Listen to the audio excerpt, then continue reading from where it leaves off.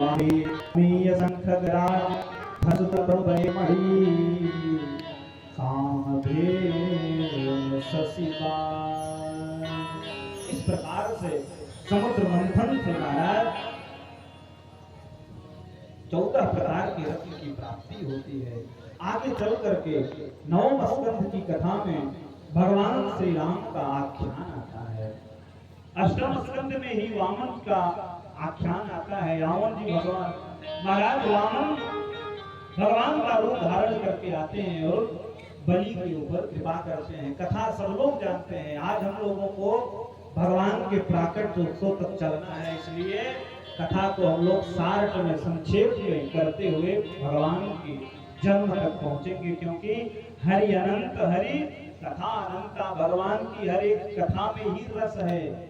जिस कथा में आप चले जाएंगे उसी में डुबकी लगाते रहेंगे। इसलिए हम लोगों को कथा के रस के एकदम बीच में जाना है, जहाँ पर भगवान कृष्ण का अद्भुत चरित्र है। तो वहां तक पहुंचने के लिए हमको नौका को बढ़ाना पड़ेगा। इसलिए 9वें स्कंध में चलते हैं, जहां पर भगवान श्री राम का वंश वर्णन करते हैं। सुखदेव जी महाराज कहते हैं, प्रभु सुखदेव जी महाराज कहते हैं, राजन 9वें स्कंध में भगवान श्री राम की चरित्र की कथा है। सुखदेव जी महाराज कहते हैं कि मांधाता के वंश में सगर जी महाराज का आगमन होता है। सगर के ही वंश में महाराज भगीरथ चरित्र है, और भगीरथ के ही वंश में आगे चलकर के महाराज दशरथ का जन्म होता है, और महाराज दशरथ के यहाँ ही भगवान राम का प्रादुर्भाव होता है। भगवान राम 4 रूप धारण करके आते हैं दशरथ के यहाँ। सुखदेव जी महाराज कहते, राजन खट्वांग दीर्घ बाहुस्य रघुस्तस्मात् पृथुस्त्रिवा अजस्ते जो महातस्मात् सृजो।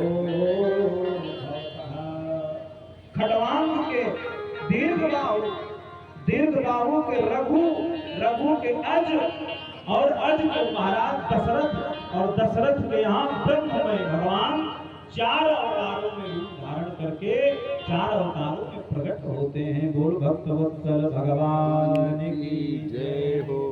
भगवान राम और लक्ष्मण और भरत और शत्रुघ्न, ये 4 भाई के रूप में भगवान प्रकट होते हैं। राम जी प्रकट होकर के साधारण धर्म की स्थापना करते हैं, और लक्ष्मण जी विशेष धर्म की स्थापना करते हैं। भरत जी विशेषतर धर्म की स्थापना करते हैं, और शत्रुघ्न जी विशेषतम धर्म की स्थापना करते हैं। तो इस प्रकार से राम जी ने आकर के 4 धर्मों की स्थापना की है। आगे चल करके सुखदेव जी महाराज कहते हैं, राजन इन्हीं के वंश में निमि वंश का विस्तार होता है। जो निमि वंश चंद्र वंश में आता है।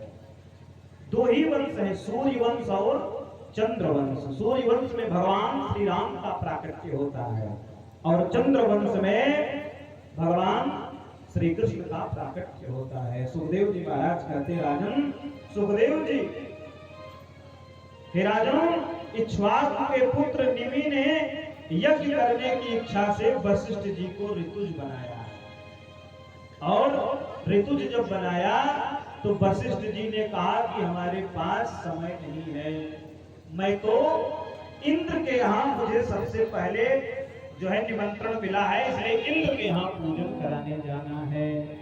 और निमि ने सोचा कि वशिष्ठ जी जाएंगे इंद्र के यहाँ पूजा कराने, पता नहीं कब लौट करके आएंगे, तब तक मेरा ये शरीर बचे कि न बचे। अब मैंने संकल्प लिया है, तो क्या वशिष्ठ जी ही एक आचार्य हैं, मैं किसी दूसरे से पूजा सुन लेता हूँ। महाराज वशिष्ठ जी इनके कुल पुरोहित हैं, और कुल पुरोहित से पूजन वशिष्ठ जी से न सुन करके इन्होंने विश्वामित्र जी को बुला करके और उन्हीं से यज्ञ कराया। और क्या हुआ, जब वशिष्ठ जी लौट करके आए तो उन्होंने देखा कि निमि ने पहले ही विश्वामित्र जी से यज्ञ को करवा लिया था। तो दोनों में महाराज झगड़ा हुआ, और वशिष्ठ जी ने कहा कि आपका तो कल्याण असंभव है, क्योंकि आपने इतनी जल्दबाजी में किसी दूसरे को बुला करके पूजन करवा लिया है। तुम्हारा सब काम जल्दी में है, इसलिए तुम्हारा मुक्ति असंभव है। वशिष्ठ जी के कहने पर निमि ने जाकर के महाराज अपने गुरु से कहा, अपने दूसरे पुरोहित से कहा, विश्वामित्र जी से कहा। विश्वामित्र जी ने कहा कि वशिष्ठ जी क्या कहेंगे, मैं आपको शरीर सहित महाराज स्वर्ग भेज देते हैं। वशिष्ठ जी के कहने पर विश्वामित्र जी ने जो है सशरीर ही उनको भेज दिया, सशरीर भेज दिया। और क्या हुआ, बाद में वो वहीं पर लटक ही गए, नीचे लौट करके आए ही नहीं, सबसे पहले ही जा करके वहीं पर। इस प्रकार से निमि जी महाराज को फिर आज्ञा हुई, निमि जी महाराज को फिर आशीर्वाद दिया कि आज से आप जो है आपका शरीर तो नहीं रहेगा, लेकिन आप जो सप्तम पालकों पर जाकर के विराजमान होंगे। निमि जी महाराज सप्तम पर जाकर के विराजमान होंगे। सुखदेव जी महाराज कहते, राजन अब आप पवित्र वंश का वर्णन सुनिए, जिसमें पवित्र इलाज राजाओं का यश वर्णन किया जाएगा। चंद्रवंश का वर्णन करते हुए सुखदेव जी महाराज कहते हैं, राजन सहस्त्र सिर वाले महापुरुष विष्णु के नाभि रूपी सरोवर से कमल, और कमल से ब्रह्मा जी, और ब्रह्मा जी के अत्रि, और अत्रि मुनि से महाराज अमृतमय चंद्रमा का जन्म हुआ। और सोम को ब्रह्मा जी ने औषधि, और चंद्र को तारागणों का राजा बना दिया।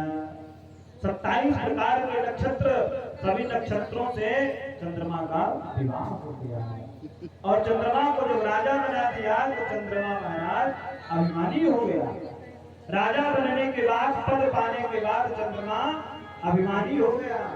गोस्वामी जी महाराज कहते, नहीं को जन्मा जग माही प्रभुता पाई जाहि मद नाहि। अभी आज तक संसार में कोई ऐसा प्राणी जन्म ही नहीं लिया जिसको प्रभुता मिली हो, जिसको बहुत बड़ा पद मिला हो और उसको अभिमान ना आया हो। ये चंद्रमा भी अभिमानी हो गया है। और एक समय चंद्रमा ने राजसू यज्ञ किया, और यज्ञ में आई हुई महाराज बृहस्पति की पत्नी तारा का ही हरण कर दिया। जो बृहस्पति देवताओं के गुरु हैं, और तारा जो है बृहस्पति की पत्नी है, जो सबसे सुंदर है। और चंद्रमा का मन तारा के ऊपर चला गया, और तारा का महाराज हरण कर लिया, और बलपूर्वक बलात्पूर्वक छीन लिया। बृहस्पति के बार बार कहने पर भी जब तारा को वापस नहीं किया, तो बृहस्पति और शुक्राचार्य ने परस्पर महाराज द्वेष होने के कारण शुक्राचार्य चंद्रमा की तरफ हो गए, और इंद्र आदि देवों चार चंद्रमा के समर्थक दैत्यों में भारी युद्ध होने लगा। महाराज बहुत बड़ा युद्ध हुआ। एक कनक एक कामिनी, ये नंगी तलवार निकसत ही हरि भजन को, पीछे ही तारे मार। महाराज महान युद्ध हुआ। सुखदेव जी महाराज कहते हैं, इन्हीं के वंश में आगे चल करके पुरुरवा का जन्म होता है। सुखदेव जी महाराज कहते, राजन पुरुरवा के बाद में पुरुरवा के ज्येष्ठ पुत्र आयु, और आयु के ही नहसु, और नहसु के प्रपौत्र ययाति हुए, और ययाति के महाराज वंश में दुष्यंत पुत्र भरत, और भरत के महाराज रंतदेव हुए। रंतदेव का चरित्र श्रवण कराया है। इसके बाद सुखदेव जी महाराज ने रंतदेव के वंश में ही यदुवंश के चरित्र का वर्णन करते हैं। सुखदेव जी महाराज कहते हैं, राजन जब ययाति के ज्येष्ठ पुत्र यदु का वंश कहता है, ययाति के जो ज्येष्ठ पुत्र है उनका नाम यदु है और यदु के ही वंश में भगवान का आगमन होता है, इसीलिए भगवान यदुवंशी कहलाते हैं। महाभूमि को ये वंश जो है महाभूमि को उत्पन्न करने वाला है और समस्त पापों को दूर करने वाला है। आप लोग दत्तचित्त होकर के धैर्य बना करके बैठे, बस 15 मिनट की कथा शेष बची है। इसके बाद भगवान का प्राकट्य होगा और भगवान की झांकी तैयार हो रही है, सब लोग दर्शन करेंगे और भगवान के प्राकट्य के बाद ही आरती होगी। 15 मिनट की कथा और शेष बची है, आप सब लोग ध्यान से सुनिएगा। तो इसी यदुवंश में भगवान का प्रादुर्भाव होता है। सुखदेव जी महाराज कहते हैं, हे राजा परीक्षित, ययाति के ज्येष्ठ पुत्र अनु की 13वीं पीढ़ी में अंग और इन्हीं के वंश में यदु जी महाराज का प्रादुर्भाव होता है।